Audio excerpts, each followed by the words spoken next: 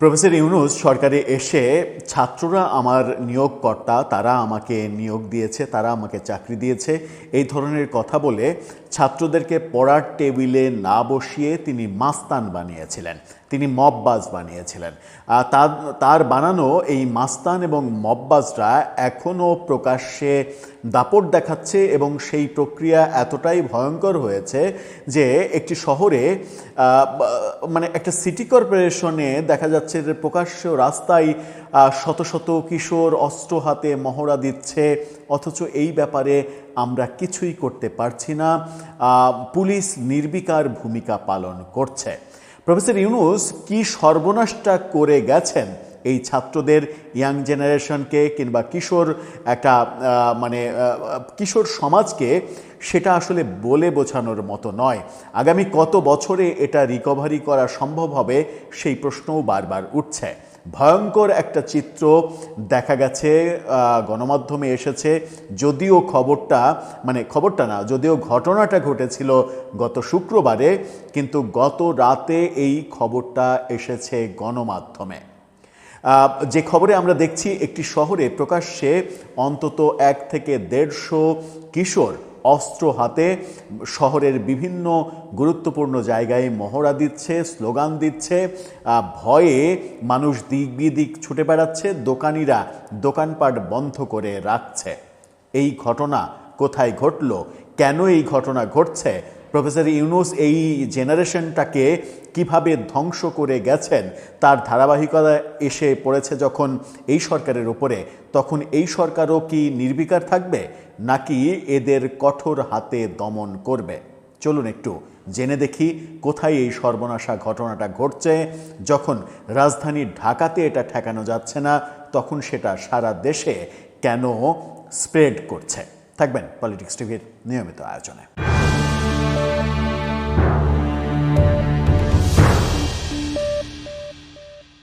দর্শক, যে গল্পটা বলছিলাম সেই ঘটনাটা কুমিল্লা একটি সিটি কর্পোরেশন। কুমিল্লাকে বিভাগ করার দাবি করা হচ্ছে এবং কুমিল্লা খুব দ্রুতই বিভাগ হয়ে যাওয়ার সম্ভাবনাও রয়েছে।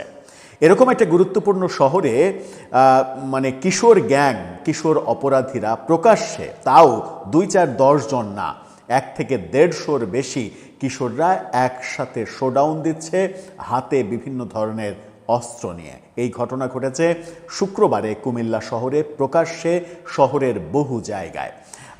প্রথম আলো এই খবরটা নিশ্চিত করছে। প্রথম আলোর শিরোনামটা দেখে নিন। সেখানে কিশোর গ্যাংয়ের অস্ত্র হাতে মহড়া দেওয়ার ছবি সহ তারা বলছে, কুমিল্লা শহরে কিশোর তরুণদের সশস্ত্র মহড়া, আতঙ্কে বাসিন্দারা। কুমিল্লা শহরে একদল কিশোর এবং তরুণ সশস্ত্র মহড়া দিয়েছে। স্থানীয়দের ভাষ্য, তারা সবাই কিশোর অপরাধী দলের অর্থাৎ কিশোর গ্যাং সদস্য। অস্ত্র নিয়ে মহড়া দিয়ে শুক্রবার বিকেলে কিশোর অপরাধীদের নতুন একটি দলের জানান দিয়েছে তারা। শুক্রবার বিকেলে গোমতী নদীর তীরবর্তী নগরের বিভিন্ন এলাকায় দেশীয় অস্ত্রশস্ত্র নিয়ে এই কিশোর অপরাধী দলের শতাধিক সদস্য মহড়া দেয়। এতে সাধারণ মানুষের মধ্যে চরম আতঙ্ক ছড়িয়ে পড়ে। গতকালকে এই মহড়ার কিছু ছবি এবং ভিডিও ছড়িয়ে পড়লে পুলিশ বলছে ওই কিশোর তরুণরা ক্রাইম সেটআপ নামে নতুন কিশোর গ্যাংয়ের সদস্য। বিষয়টি তদন্ত করে দেখা হচ্ছে। কিসের তদন্ত? আপনি তো বলেই দিচ্ছেন যে ক্রাইম সেটআপ নামের নতুন কিশোর গ্যাংয়ের সদস্য। তাহলে কি আপনারা ঘোড়ার ঘাস কাটেন বসে থেকে, নাকি এখনও আপনাদের মধ্যে ওই পুলিশ বিরোধী যে আকামগুলো প্রফেসর ইউনূস করেছে সেই ট্রমা এখনও যায়নি? সেই ট্রমা যদি না যেয়ে থাকে তাহলে সরকারকে স্পষ্টভাবে জানান যে গোটা পুলিশ সমাজকে একটা ট্রমার মধ্যে ফেলে দিয়েছিল প্রফেসর ইউনূস, সেখান থেকে বেরোতে আমাদের সমস্যা হচ্ছে। তার তো একটা সমাধান করতে হবে। এভাবে তো একটা সমাজ চলতে পারে না। কি বলা হচ্ছে তারপরে? প্রত্যক্ষদর্শীরা বলছে, স্থানীয়দের সঙ্গে কথাও বলেছে গণমাধ্যম, তারা বলছে বিকেলে নগরের ভাটারপুকুর, কাপ্তান বাজার, বউবাজার হয়ে চাঁদপুর সরোয়ার স্কুল রোড পর্যন্ত এলাকায় 100 থেকে 150 জন কিশোর তরুণের একটি সংঘবদ্ধ দল মহড়া শুরু করে। ছোট ছোট গ্রুপে বিভক্ত হয়ে তারা রামদা, চাপাতি, লাঠিসোঁটা নিয়ে সড়কে দাপট দেখায়। এ সময় তারা চিৎকার করে এলাকায় নিজেদের আধিপত্যের জানান দেয়। স্থানীয়দের সঙ্গে কথা বলে জানা যায়, কিশোরদের হাতে ধারালো অস্ত্র দেখে পথচারীরা দিকবিদিক ছুটতে শুরু করে। নাম প্রকাশ না করার শর্তে এলাকার এক ব্যবসায়ী জানান, হঠাৎ দেখি এক ঝাঁক পোলাপান রামদা নিয়ে চিৎকার করতে করতে আসছে।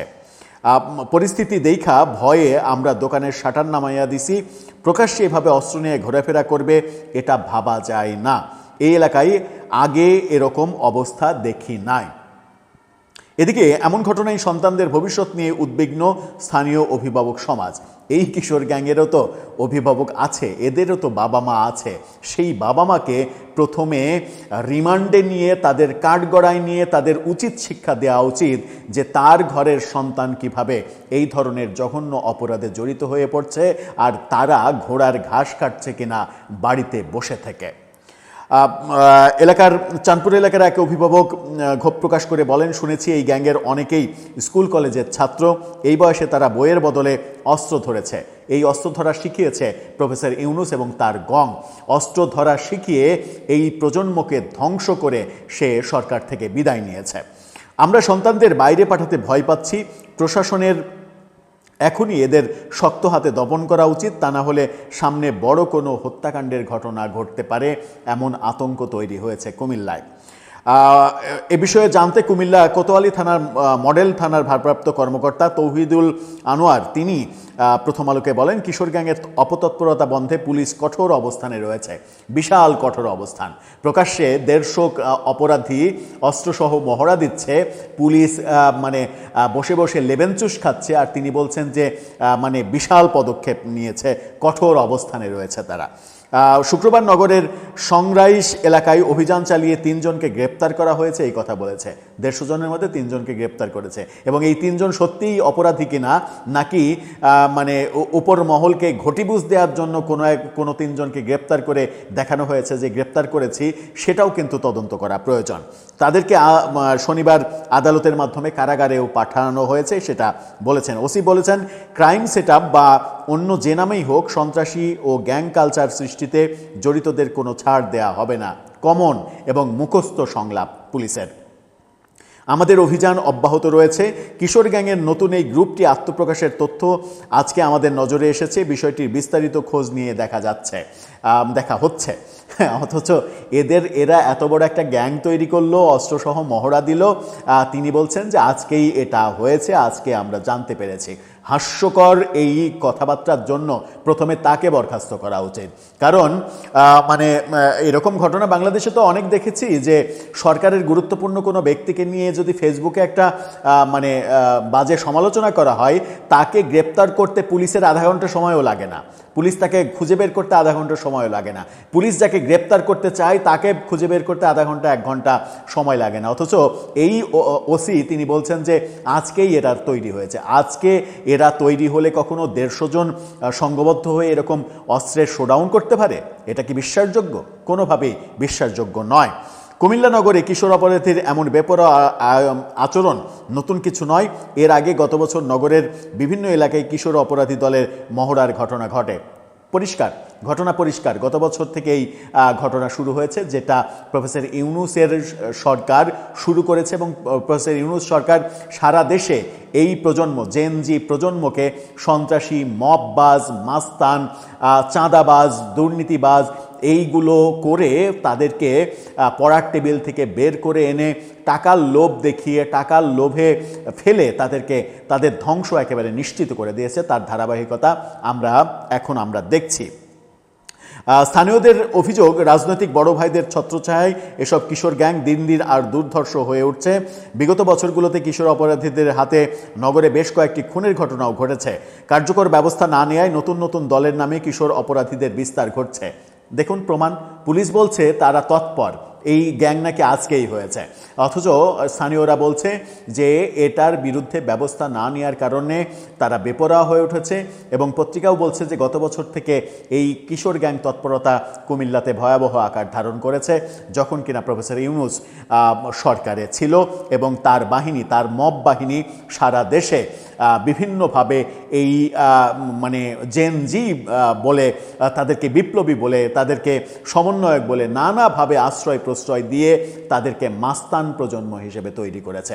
এখন দেখতে হবে যে এই ঘটনার সঙ্গে ওই যে বড় ভাই, এই বড় ভাই কারা, তাদের সঙ্গে বিএনপির রাজনীতির কোনো সম্পর্ক আছে কিনা, ক্ষমতার দাপটে তারা নতুন করে আরও বেশি ক্ষমতাবান হওয়ার চেষ্টা করছে কিনা, এর আগে ইউনুস গংয়ের রাজনীতির সঙ্গে তারা জড়িত ছিল কিনা, এখন নতুন করে রাজনীতির ভোল পাল্টে তারা বিএনপির রাজনীতির সঙ্গে জড়িত হয়ে এই কুকর্মগুলো করার চেষ্টা করছে কিনা, সেগুলো খতিয়ে দেখতে হবে পুলিশের।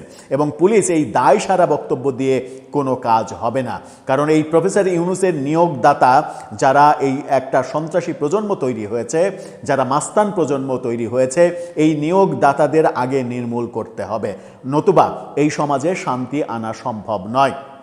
আমরা রাজধানীতে যে কিশোর গ্যাংয়ের ভয়াবহ উৎপাত দেখছি, বিশেষ করে রাজধানীর একটা স্পেসিফিক এলাকা মোহাম্মদপুর এলাকায় যে ভয়ঙ্কর চিত্র প্রফেসর ইউনুসের আমলে তৈরি হয়েছে, এই এলাকাটা সহ রাজধানীর পুরো এলাকায় শেখ হাসিনাকে আপনি ফ্যাসিস্ট বলে, দুর্নীতিবাজ বলে, চোর বলে, বাটপার বলে তাড়িয়ে দিয়েছেন, অথচ শেখ হাসিনার ওই অপশাসনের আমলেও আমরা তো এরকম অস্থির অবস্থা দেখিনি। মানে এই ধরনের প্রকাশ্যে রাস্তায় ছিনতাই, চাঁদাবাজি, খুন, এটা ওটা যেগুলো প্রফেসর ইউনুসের ক্ষমতা নেওয়ার পরপরই শুরু হয়েছে, সেগুলো তো দেখিনি। তাহলে কি আমরা এরকম বলতে পারবো যে শেখ হাসিনাই তাহলে ইউনুসের চেয়ে ভালো ছিল? যে অপকর্ম এবং অপশাসনের চিত্র প্রফেসর ইউনুস তার শাসন আমলে তৈরি করে গেছেন, সেখান থেকে রেহাই পেতে একটা বড় সময় প্রয়োজন, এই বাস্তবতা আমরা বুঝি। কিন্তু সরকারকে সেই বাস্তবতার সঙ্গে যুদ্ধ করে সরকারকে আরও বেশি অ্যাক্টিভ হয়ে এর টুটি চেপে ধরতে হবে।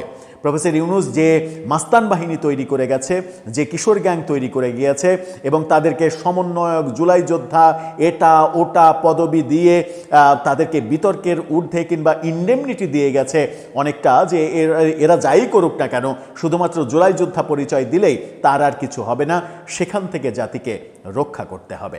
দর্শক, আপনার মতামতকে এ ব্যাপারে জানিয়ে লিখতে পারেন আমাদের কমেন্ট বক্সে।